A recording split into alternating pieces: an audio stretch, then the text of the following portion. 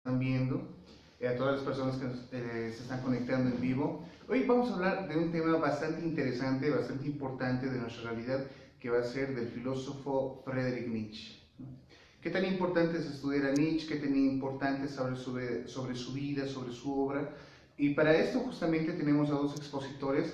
Tenemos en primera instancia a Iván. Él ha realizado trabajos sobre Spinoza, ha realizado trabajos también sobre Erich Fromm, y en este momento está trabajando sobre una tesis de investigación con Pablo de Tarso. De este lado tenemos a nuestro compañero Nelson. Él es pastor de una iglesia, está trabajando también en un libro acerca de las reflexiones sobre la ley de libertad religiosa, está dando clases de filosofía en la Universidad de Udabol, también está dando clases en la Universidad de UPA.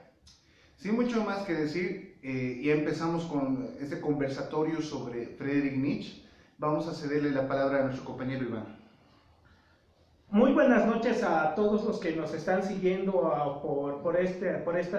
por las redes sociales, por Facebook y tal vez muy pronto por YouTube. Hoy hemos decidido hacer esta emisión en vivo para conversar un poco sobre el pensamiento de Nietzsche. Este va a ser una especie de introducción a lo que es este filósofo alemán y a lo que él ha llegado a producir. Lo que yo voy a presentar va a ser mi posición, cómo yo he recibido a Nietzsche. Les voy a hablar del Nietzsche que he leído, del Nietzsche que he llegado a pensar, del Nietzsche pues, que he llegado a investigar. En ese sentido, quisiera empezar con una reflexión. ¿Qué es filosofar con Nietzsche? Una prevención es necesaria antes de adentrarse en las fragmentarias e intensas irrupciones intempestivas que Nietzsche provoca con solo ojear alguna de cualquiera de sus páginas. Es necesario saber que el profesor, filólogo y erudito de Basilea nos arrastra con sus ideas a provocaciones no por asépticos escenarios, o sea, que el pensamiento de Nietzsche, que muy en el fondo nos lleva a pensar no sobre certezas, no sobre fundamentos, sino a poder cuestionar esas certezas, esos fundamentos. ¿Qué es lo que se entiende del pensamiento de Nietzsche? El pensamiento de Nietzsche ha sido, por lo menos por lo que yo he visto, ha sido mal interpretado. ¿Por qué? Porque muchas de sus obras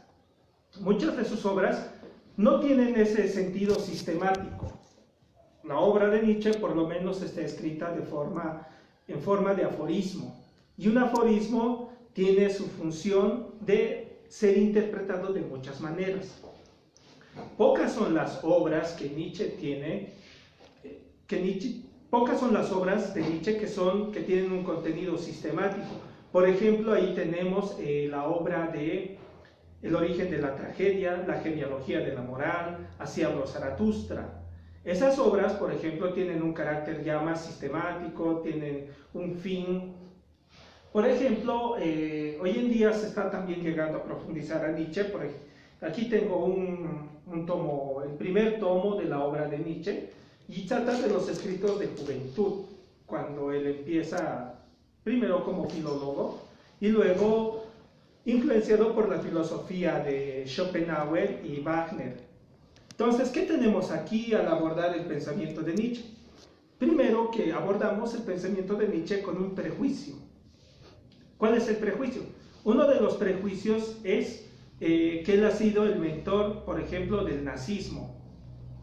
Otros lo consideran como Anton LaVey, lo consideran como el precursor también del satanismo. Si revisan por lo menos algunas páginas de la Biblia satánica de Anton LaVey, se puede ver, ¿no?, cómo Anton LaVey llega a contemplar y admirar a Nietzsche, algunas páginas de una de las obras de Nietzsche, que es el Anticristo, donde dice que lo débil, lo miserable, lo plebeyo tiene que ser destruido, no tiene cabida en este mundo, sino el más fuerte, el más poderoso. Pero, ¿hasta qué punto puede ser eso dable, entendible? O si verdaderamente LaVey lo ha llegado a entender y a comprender el pensamiento de Nietzsche en su totalidad, no solamente agarrando un texto, un libro, porque por lo menos lo que yo veo del pensamiento de Nietzsche es como un rompecabezas que se arma, se desarma. Y en ese sentido no se lo puede juzgar solamente por una obra que es partidario, por ejemplo, del nazismo, que es antisemita. Por lo menos en la obra más polémica, que es El Anticristo, Nietzsche llega a tener cierta admiración por el pueblo judío, uno, por una idea de Dios que tiene, un Dios guerrero, un Dios justiciero, incluso su aceptación con la idea de un Jesucristo, ahí, pero que está vinculado siempre a una identidad nacional. Claro, en el contexto del pensamiento de Nietzsche es lo que también a él le interesa, crear una especie de identidad nacional frente a los problemas que ha pasado Alemania. Tenemos en el contexto, por lo menos de Nietzsche, la guerra franco-prusiana y otros elementos más que están ahí presentes. Entonces, Nietzsche, por lo menos ahí va a llegar a pensar ese tipo de problemas. Ahora, con respecto, por ejemplo, a las obras de Nietzsche, se puede tener un proceso evolutivo que va a partir de lo que es el Nietzsche joven, donde va a plantear este tema de un tema más estético, un tema más vinculado con el tema del espíritu alemán, el espíritu griego, la influencia de Wagner, la influencia de Schopenhauer. Y eso es la primera etapa de Nietzsche. Una segunda etapa, y es un periodo un poco ya más de madurez, donde él empieza a ser autocrítico de sí mismo y empieza a cuestionarse lo que él había afirmado, pero que empieza a cuestionarse eso no llega a contradecir el pensamiento de Nietzsche, sino que se ve una especie de transición que va a existir ahí. Ahí, por ejemplo, tenemos la obra Humano, demasiado humano. Si lo revisan, por ahí tiene una visión más científica, más positivista de la vida, de la realidad. Después viene Aurora. Luego, ya un poco más adelante, va a venir la Gaia Ciencia. Y este es un periodo ya más de madurez. En esta etapa de madurez ya va a producir la Gaia Ciencia, Hacia los Zaratustra, El ocaso de los ídolos, El Ecce Homo, El Anticristo. También va a escribir ahí Genealogía de la Moral, va a escribir Nietzsche contra Wagner. Ahí va a salir una serie de producción intelectual que va a tener Nietzsche. Ahora bien, Nietzsche, por lo menos en su tiempo, no ha sido bien recibido, no ha sido bien aceptado, sino, como él dice, algunos son autores póstumos. Y pienso que en ese sentido Nietzsche ha sido un autor póstumo y ha sido también ha sido muy mal entendido hoy en día el pensamiento de Nietzsche, porque dicen que es el precursor del nazismo, del fascismo, del satanismo, porque si revisamos de manera más minuciosa, por lo menos la obra del Anticristo, aquí lo tengo, esta obra del Anticristo pues es todo lo contrario de lo que podemos llegar a entender. Sí es cierto que el pensamiento de Nietzsche nos puede llevar a uno, no sé, a llegar a ser un escéptico, a llegar a afirmar ideas de grandeza y todo eso, pero eso no solamente ahí se agota el pensamiento de Nietzsche, sino el pensamiento de Nietzsche puede ir un poco más allá, incluso a querer trascender este tema de lo que llaman la modernidad. Y es lo que también Nietzsche ha llegado a cuestionar en todo su pensamiento y en toda su producción intelectual, cuestionar esas certezas, ese tipo de sujeto que ha creado la modernidad que Europa ha producido. ¿Qué tipo de sujeto ha llegado a producir? Ahí es justamente donde el pensamiento de Nietzsche va a ir buscando por qué el sujeto moderno está en decadencia. Y él va a encontrar ahí un problema, el cristianismo. Cuando se mete con el cristianismo, empieza a reflexionar qué tipo de valores está produciendo el cristianismo. Pues para Nietzsche está produciendo valores que le están llevando a la decadencia. Por lo menos lo que Nietzsche quiere hacer, plantear esa idea del superhombre. Pero esta idea del superhombre ha sido también una especie de... Pensaban si iba a ser algo que iba a venir a futuro, que iba a surgir de una situación. Pero eso es lo que creo que toca hoy en día, querer investigar sobre el pensamiento de Nietzsche. ¿Qué es verdaderamente lo que está sucediendo ahí? Entonces, para eso está el problema de la filosofía de la historia, donde él por lo menos va a plantear que la historia no tiene un progreso, no existe un progreso, no es un progreso lineal, no hay un alfa y un omega. Para Nietzsche la historia es algo cíclica, que se va a repetir. Y esto ahí ya no entra la idea de un Dios, y esta idea de Dios también tiene que ser comprendida porque no es, por ejemplo, no está en ese sentido cuestionando esa idea de Dios desde una visión, digamos, de la religiosidad popular, sino él está cuestionando esa idea de Dios desde una visión más filosófica. Pero si alguien está interesado para seguir buscando más sobre Nietzsche, les recomiendo esta obra de Martin Heidegger que se llama Nietzsche, que es muy interesante, y él empieza a hacer una revisión sobre la obra de Nietzsche y sobre a lo que él estaba apuntando. Entonces, tenemos esa forma, esta pequeña introducción que estoy haciendo sobre el pensamiento de Nietzsche, y lo único que para terminar esto y dar paso a Nelson Almazán, decir que solamente sería tener una lectura desprejuiciada y tratar de abordar, ¿no? Porque Nietzsche aborda esos problemas que la modernidad ha producido, las certezas, este tema de los relatos, de las grandes utopías. Lo que Nietzsche quiere tratar de pensar es justamente lo contrario, es un mundo que no tenga utopías, un mundo que esté más allá, incluso de las distopías, ¿no? Que hoy en día se está poniendo de moda. Muchas gracias.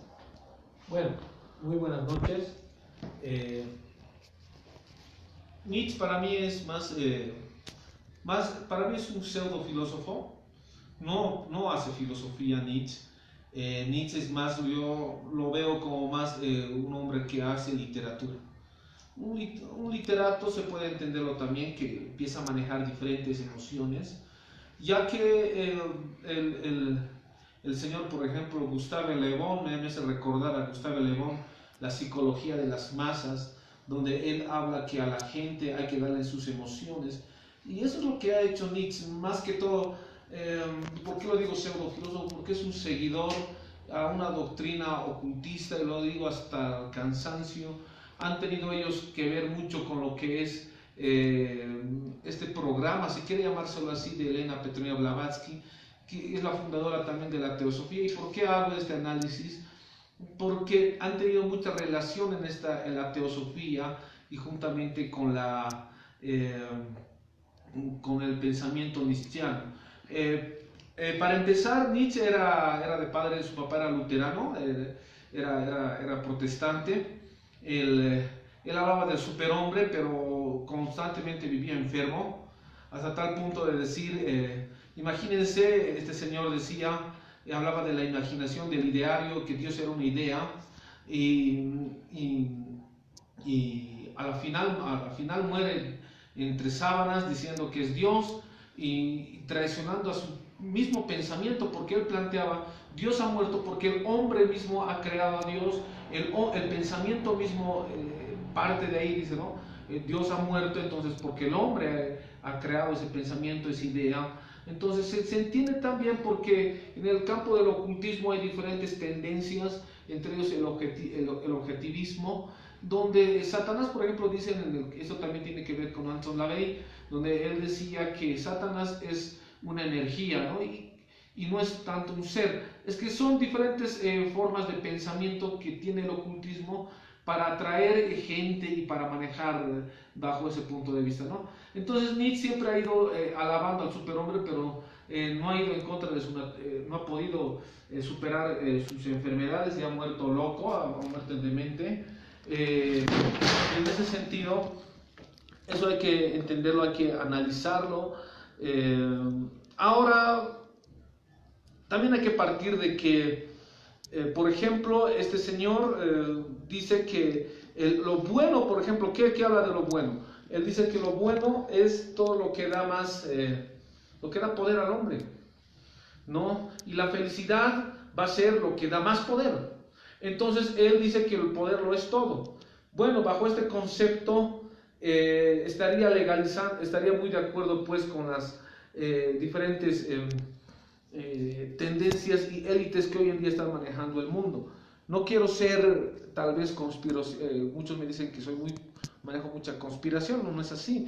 Imagínense, es muy importante reflexionar en el campo filosófico, nuestro entorno, y llegar a campos también, quiero hablar de historia.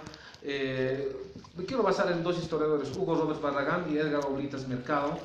Este señor, por ejemplo, Hugo Robles Barragán, juntamente con Edgar Oblitas, hablan que la guerra del Chaco ha sido una guerra de transnacionales. La Exxon por una parte y el Standard Oil, que se han tenido que matar soldados bajo el pensamiento de las transnacionales, bajo el pensamiento pues de Nietzsche, estarían legalizando, y eso además sería bueno para el pensamiento de Nietzsche, pero para una persona sensata por supuesto que es muy malo. El amor para mí no es una debilidad, el amor para mí es más bien una fortaleza, es el motor que puede mover, es el motor que mueve la vida misma, pero Nietzsche no lo entiende así, porque es una persona que lamentablemente no ha sido muy seria en sus diferentes conceptos filosóficos y científicos que ha manejado. Por ejemplo, les voy a dar el dato, él habla que Dios es una idea. Bueno, me voy a basar también en otro ateo, Nietzsche no es ateo, pero sí me voy a basar en un supuesto ateo que es Steve Hawkins, donde él señala que la filosofía ha muerto y que la física, ¿por qué ha muerto la filosofía? Porque la filosofía especula y la física demuestra. Bueno, parto de ese concepto. Nietzsche plantea que en su tiempo, y hay que entender, era su tiempo, ¿no? Y estaba de moda también la evolución, la teoría de la evolución, algo no aceptado hoy en día por la comunidad científica. Sin embargo, el principio antrópico en el campo de la física, algo aceptado por alrededor de 80 científicos, y además de ellos muchos ateos, plantea que la materia, no se sabe hoy en día qué es la materia, pero lo que sí se sabe es que la materia se maneja bajo 4 actividades: energía nuclear alta, energía nuclear baja, electromagnética y gravitacional. La energía nuclear alta es 37 veces más que la baja. Entonces los científicos nos dicen, si hubiera sido 36.9 hubiera existido vida, los científicos dicen no. Si hubiera sido 38 hubiera existido vida, los científicos dicen no. Entonces vivimos en un diseño y es algo aceptado por la comunidad científica. Y si vivo en un diseño, pues puedo creer que hay un diseñador, y la lógica, la ciencia me lo permite. Sin embargo, ahí es donde el pensamiento nietzscheano carece de diferente seriedad en el campo científico, y también Elena Petronila Blavatsky, que también es ocultista y abiertamente, y plantea también que la teoría de la evolución es la base, una base científica, imagínense, y llega hasta tal punto de decir que somos descendientes de seres andróginos o de extraterrestres. Entonces he llegado a esos, discúlpenme esos disparates, porque no hay un argumento científico de ningún físico serio que demuestre que ha habido extraterrestres. Pero hoy en día Nietzsche ha empezado, hay que entenderle también, ha sido una persona que ha sido un pobre loco, que ha empezado a vivir su vida y ha empezado a renegar de su vida, y eso lo ha empezado a plantear en sus obras. Bueno, llega a criticar también a Kant con su... No le veo mucho la talla para que empiece a criticar a Kant. Bueno, porque Kant era más serio, tenía diferentes análisis más serios. Bueno, Nietzsche ha empezado a... Lo veo más como un literato, como tal vez un cómic que se puede llegar a distraerte, ¿no? Pero a lo largo de la historia Nietzsche ha impactado demasiado. Ha empezado a hablar, sí ha hablado de una raza superior, pero demasiado fuerte ha hablado de una raza superior, y en el campo ha sido, pero fuertemente, para mí ha sido la base de Hitler, pero fuertemente, y gracias a su darwinismo social, porque él nunca ha sido titulado en el campo filosófico, y no es que lo esté criticando, sino es que no ha sido titulado, pero dice que ha sido un buen filósofo. Bueno, si lo dicen los expertos, bueno, será su pensamiento, pero estaba de moda lo que es el darwinismo, ¿no? Y hablaban de un linaje superior, hablaban que hay razas superiores, cuando hoy en día en el campo histórico han desaparecido las palabras razas. Ya no se puede hablar de raza superior, o de una raza blanca, o de una raza indígena, ¿no? Y lamentablemente ha sido también copiado por el MNR en su campo, trayendo campos de concentración. Víctor Paz Estenssoro ha sido 4 veces presidente en Bolivia, y copian pues el pensamiento nietzscheano, porque dicen al débil, al fracasado no hay que ayudarlo, ¿no? Entonces bajo ese pensamiento pues se hacen los campos de concentración. Y hablando objetivamente, la historia es este señor loco, pues ha impactado en diferentes campos. Primeramente ha impactado en el campo de la Biblia satánica de Anton LaVey, que no ha tenido una doctrina propia, sino se ha tratado de contradecir todo lo que decía la Biblia, y eso es lo que ha hecho. Después llega el MNR con Víctor Paz Estenssoro, y el saludo del MNR era pues como se saludaba al Führer. Y en el primer gobierno de Víctor Paz Estenssoro, pues ahí se ven los campos de concentración, y que los libros de historia tampoco los muestran. Bueno, el MNR pues ha sido un producto, juntamente con Eva Perón en Argentina, ha sido un producto pues de Nietzsche. Entonces hay muchas cosas que hablar. Yo estoy dando nociones de Nietzsche porque aunque sería más interesante tal vez hablar de diferentes conceptos o diferentes libros, por ejemplo el Anticristo, hacia Lord Zaratustra, ¿no? Diferentes libros exactamente para empezar a criticarlo más objetivamente. Sin embargo, como hacemos nociones, yo estoy haciendo una noción, entonces creo que Nietzsche simplemente pasa por ser un señor loco y que le han dado mucha importancia a su loquero, ¿no? Entonces, bueno, lamentablemente quiero ser claro, en San Jerónimo primeramente se enseña a Nietzsche y después a la Biblia. Bueno, hoy día ya sabemos eso, ¿no? Bueno. Hay un punto que me llama, por ejemplo, este tema de la idea de Dios ha muerto. Es la frase más conocida, incluso salió, ¿no?, una película que se llama Dios no está muerto. Entonces es como una respuesta también, una parodia de lo que es la filosofía, o por lo menos lo que llegan a percibir de lo que es la filosofía. De alguna manera sí estoy de acuerdo con lo que plantea, ¿no? Que el pensamiento de Nietzsche es más, tiene un estilo literario. Y es verdad, porque si revisan, por ejemplo, su forma de hacer poesía, tiene lo suyo el autor Nietzsche, este personaje, pero también no solamente eso, porque él, hay que tener en cuenta que no ha estudiado filosofía, sino se ha dedicado a ser, es filólogo de profesión. Entonces casi el ataque que va a retomar, la lectura que va a hacer de la filosofía occidental europea, lo va a hacer a la luz de eso, de la filología, y a partir de ahí él empieza a cuestionar justamente el problema del lenguaje.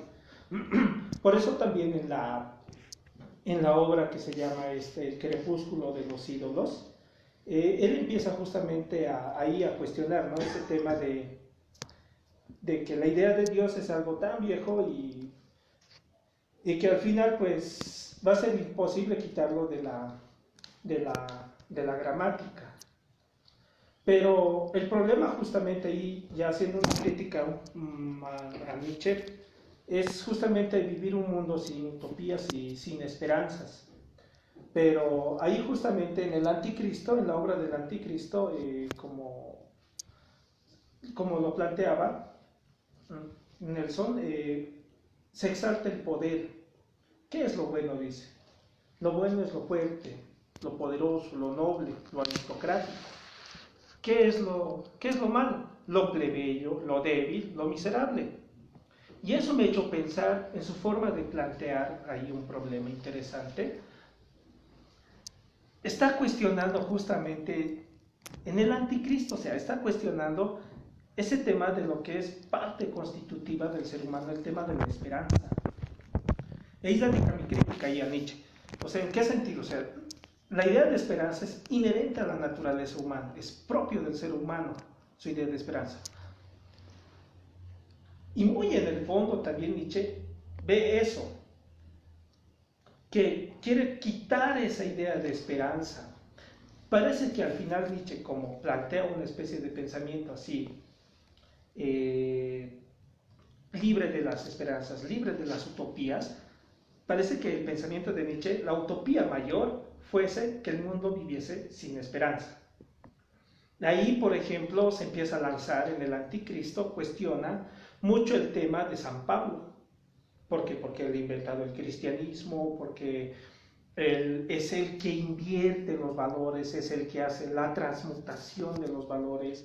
Él dice que que lo bueno, lo bello, lo noble está en el débil. Y esa actitud es lo que a Nietzsche no le ha llegado a agradar. Más que el anticristo, yo considero un antipablo. ¿Por qué un antipablo? Porque justamente cuestiona este tema de las esperanzas. Por lo menos en la tradición judía y también en el cristianismo, o en el judeocristianismo, se tiene muy presente este concepto de la esperanza, ¿no? Y este concepto de la esperanza, ya como una forma de vida, llega a plantear un horizonte en las personas, una forma de ver el mundo, una forma de percibirla, incluso de concebir la historia. El único problema que ahí también va a llegar a radicar es que por esos ideales se puede llegar a destruir. Al margen de si uno puede ser nietzscheano o no puede ser nietzscheano, uno puede llegar a destrozar o a destruir por ese tipo de ideales eternos, sempiternos. No sé si te sale la palabra. Claro, a ver. La ciencia como un método epísteme, de un método reflexionado, lo que se trata de hacer en este tiempo, y la filosofía siempre ha tratado de hacer, una filosofía perenne me refiero, hacer y buscar un conocimiento reflexionado, un conocimiento epísteme, no doxa. En este sentido, había señalado que no puede haber un imaginario, Dios no puede ser una imaginación, y he hablado del campo de la física, que la física te lo demuestra. Y hoy en día, en el campo de la física es la ciencia de ciencias. ¿Por qué te lo demuestra? Y en su caso Nietzsche ha especulado. Bueno, ¿por qué le digo a Nietzsche que es atrevido? Bueno, la física podrá determinar si yo hago caer este objeto. ¿Habrá alguna fórmula que pueda determinar que yo haga caer este objeto? No, ¿no es? No lo puede determinar, porque no hay una fórmula física que pueda entenderse lo que es el pensamiento o el libre albedrío, o en este caso la esperanza, ¿no?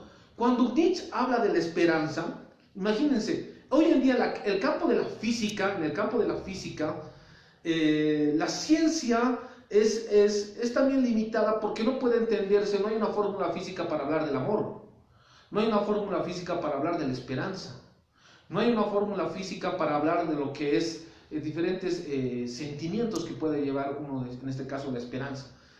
Porque Nietzsche en su limitación, imagínense, los físicos no pueden hablar de lo que es el amor, la esperanza, y no pueden hablar en el campo científico. Pero Nietzsche, ¿con qué autoridad lo hace? Que si no es físico. Ni siquiera es filósofo. Fichte era filólogo. Y en el campo de su pensamiento, Nietzsche ni siquiera empieza a hablar, no habla bien filosofía, no se decide si va a ser un buen literato o buen filósofo, y al carecer de esto, se mete con teología, ¿no? Porque empieza a hablar de conceptos como redención, arrepentimiento, empieza a hablar de conceptos, hoy en el campo teológico se llama la doctrina de la cruz, que ni por si acaso él lo entiende, ¿no? La redención, por ejemplo, para él no lo entiende, no hace un análisis desde un punto de vista teológico, ni peor hermenéutico, porque la hermenéutica te pide ir al griego y al koiné, y ni por si acaso ha hecho eso Nietzsche, ¿no? Entonces, por eso lo digo loco, porque empieza a hablar diferentes cosas que no sabe en su imaginación, y es lo que hace, él es su mundo, ¿no? Y hay que entender también que ha sido un muchacho frustrado Nietzsche, porque lo que hacía era, cuando era niño, se iba a un rincón y le gustaba la soledad, y le empezaban a hacer bullying, lo que hoy en día le empezaban a decir, ¿no? Le empezaban a molestar porque era un joven, un niño solitario, y después pasa a ser soldado, ¿no? Pero nunca teniendo siempre limitándose por su debilidad, ¿no? Por su enfermedad que él tenía.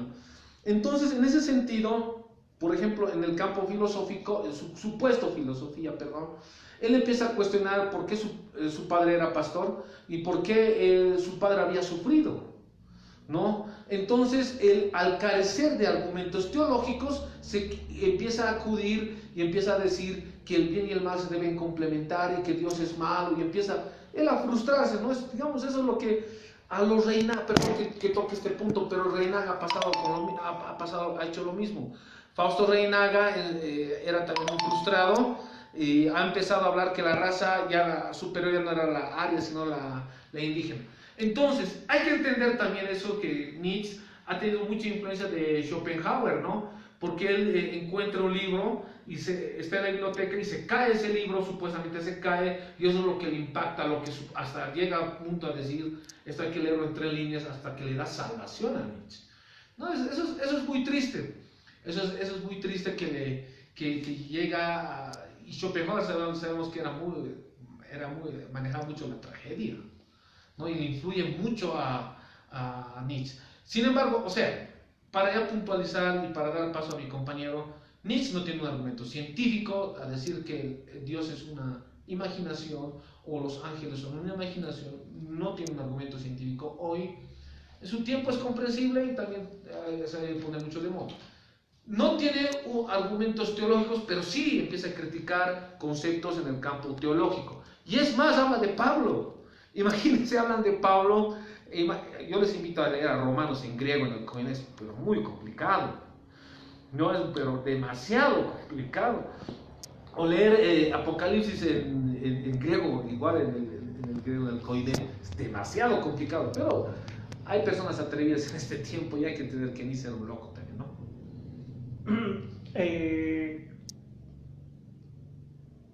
Retomando casi algunas ideas, ¿no?, que planteas, en el caso, por ejemplo, de Nietzsche, no sé, digamos, las veces que he tenido la experiencia con la lectura de Nietzsche ha sido de un fanático, o sea, en el sentido, vive el superhombre, vive el poder, Dios ha muerto, pero alguna vez un amigo lo decía eso cuando conversamos sobre Nietzsche, y perdonen que tenga esta expresión, pero decía de Nietzsche es la pornografía de la filosofía. Y vamos, yo estallé risa muy fuerte, y de alguna manera sí tienes razón, porque es lo más fácil de aprender y es lo más seductor. Pero ya creo que a la hora de entrar, por ejemplo, de revisar a un autor, cualquier sea el autor, siempre se lo da, digamos, por su influencia. Y no solamente ahí, quisiera enfatizar, ahí ha sido influenciado por Schopenhauer y Wagner, sino también ha sido influenciado mucho por el pensamiento presocrático. Entonces, ahí vemos, por ejemplo, cómo la influencia de la filosofía griega presocrática, o lo que él va a llegar a decir como profesor de Basilea, la filosofía preplatónica, tiene relevancia en su forma de ver el mundo. Ahí, por ejemplo, tiene la influencia de Heráclito. Entonces, el pensamiento de Heráclito es también muy controversial porque una cosa es y no es a la vez. Entonces, me recuerda, es un chiste de un episodio de Los Simpsons cuando Homero quiere vender su elefante y el comprador le dice, sabe, yo necesito un elefante, pero esto no es un elefante. Pero ¿cómo? Y Homero les responde, ¿cómo esto no puede no ser un elefante? A ver, le voy a explicar en simples palabras, es y no es, usted me entiende, ¿verdad? O sea, es de esa manera como él va a llegar a plantear. Ahora bien, si bien el pensamiento de Nietzsche tiene ese contenido literario, muchos de algunos autores como Bátimo, Heidegger, van a afirmar que Nietzsche ha dado lo que se llama el tema de la posmodernidad, lo que ahora tenemos, ¿no? Lo que, por ejemplo, las ideologías de género, Michel Foucault, con el tema del poder, Nietzsche va a dar paso a eso, pero no sé hasta dónde sería aceptable eso, porque él mismo en una carta a su hermana llega a decirle que teme por la gente que no le entiende, que no entienda su obra. Entonces él lo dice eso en una carta a su hermana, y pienso que tal vez en este tiempo no hemos llegado a comprender, y si puede estar vivo Nietzsche, puede seguir reproduciendo nuestras lógicas. Claro, ese tipo de actitudes que plantea Nietzsche, digamos, que unas veces se afirma, otras veces se niega, nos hace pensar que es la posición de alguien loco, digamos, alguien que está fuera de lugar, pero no sé, porque de alguna manera, retomando casi este pensamiento de Heráclito, parece que ese fuese su método a la hora de hacer filosofía. Por ejemplo, en el aforismo 14 de la obra El Anticristo, él plantea de esta manera, él dice, A ver, un pedacillo les voy a leer de esta obra, del 14. Y cómo él enfatiza esa forma de expresar su método cuando quiere cuestionar ciertas cosas. Dice, nosotros hemos trastocado lo aprendido, nos hemos vuelto más modestos en todo. Al hombre ya no lo derivamos del espíritu, de la divinidad, hemos vuelto a colocarlo entre los animales. Él es para nosotros el animal más fuerte, o sea, el hombre, porque es el más astuto. Una consecuencia de esto es su espiritualidad. Nos defendemos por todo lado contra una vanidad que también aquí quisiera volver a dejar oír su voz. Según ella, el hombre